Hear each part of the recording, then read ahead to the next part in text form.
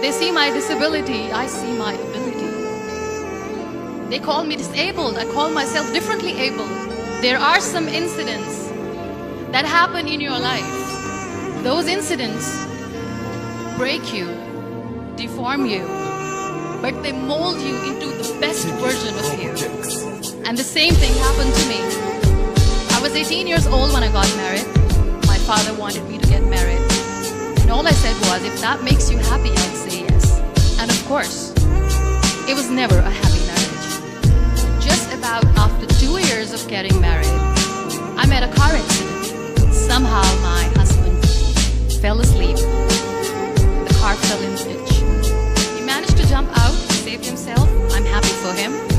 But I stayed inside the car and I sustained a lot of injuries. The list is a bit long, don't get scared. The wrist was fractured. Shoulder bone and collarbone were fractured. My whole rib cage got fractured. And because of the rib cage injury, lungs and liver were badly injured. I couldn't breathe. I lost urine and bowel control. That's why I have to wear the bag wherever I go. 3 vertebrae of my backbone were completely crushed. And I got paralyzed for the rest of my life.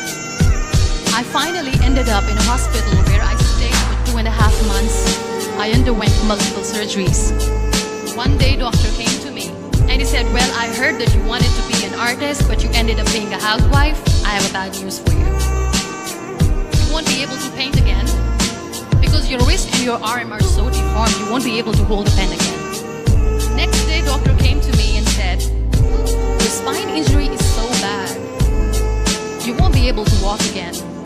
Because of your spine injury and the fixation that you have in your back, you won't be able to give birth to a child again. That day, I was devastated. I asked my mother, why me? And that is where I started to question my existence. Why am I even alive? And that is where I realized that the words have the power to heal the soul.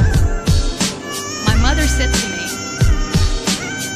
this too shall pass. God has a greater plan for you. I don't know what it is, but He surely has. And in all that distress and grief, somehow or the other, those words were so magical that they kept me going. One day I asked my brothers, I know I have a deformed hand, but I'm tired of looking at these white walls in the hospital and wearing these white scrubs. I'm getting tired of this. I want to add more colors to my life. I want to do something. Bring me some colors, bring me some small canvas. I want to paint. So the very first painting I made was on my deathbed, where I painted for the very first time. It was not just an art piece or just my passion. It was my therapy. And then I was discharged and I went back home. And I went back home and I realized that I have developed a lot of pressure ulcers on my back and on my hip bone. I was unable to sit. There were a lot of infections in my body, a lot of allergies. The doctors wanted me to lie down on the bed straight.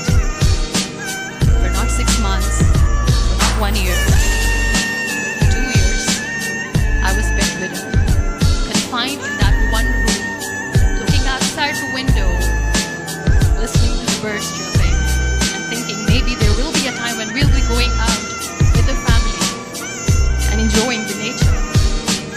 That was the time where I realized how lucky people are. That is the time where I realized that the day I'm going to sit, I'm going to share this pain with everyone to make them realize how blessed they are, and they don't even consider them lucky. That day I decided that I'm going to fight my fears. We all have fears. Fear of unknown, fear of losing people, fear of losing health, money. We want to excel in career, we want to become famous, we want to get money. We are scared all the time. So I wrote down one by one all those fears. And I decided that I'm going to overcome these fears one at a time. You know what was my biggest fear? Divorce. I was trying to cling on to this person who didn't want me anymore, but I said no. I have to make it work. But the day I decided that this is nothing but my fear, I liberated myself by setting him free. And I made myself emotionally so strong that the day I got the news that he's getting married, And I'm so happy for you and I wish you all the best.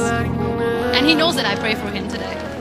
Number 2 was I won't be able to be a mother again. And that was quite devastating for me. But then I realized there are so many children in the world, all they want is acceptance. So there is no point of crying, just go and adopt one. And that's what I did.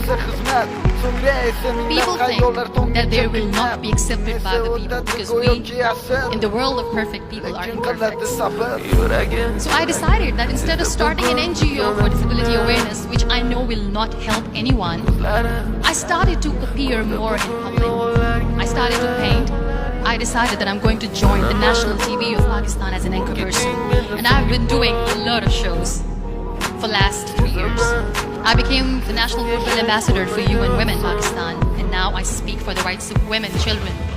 We talk about inclusion, diversity, gender equality, which is a must. Every time I go in public, I always smile. It's always a big toothy smile on my face, and people ask me, don't you get tired of smiling all the time? What's the secret? I always say one thing, that I have stopped worrying about the things that I have lost, the people that I have lost. Things and people who were meant to be with me are with me. And sometimes, somebody's absence make you a better person. Cherish their absence. It's always a blessing in disguise.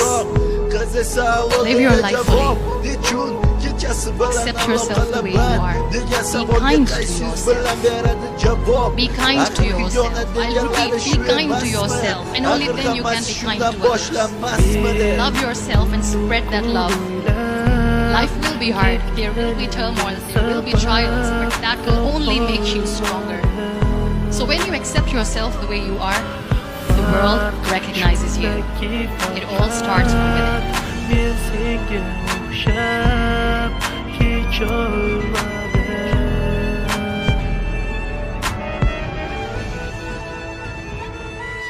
Yo'qotgim kelmaydi afsuski kech, uni ketadi qaytmaydi hech, menga sig'maydi nahotki sevmaydi endi meni. Yo'qotgim kelmaydi afsuski kech, uni ketadi qaytmaydi hech, menga sig'maydi nahotki sevmaydi endi meni.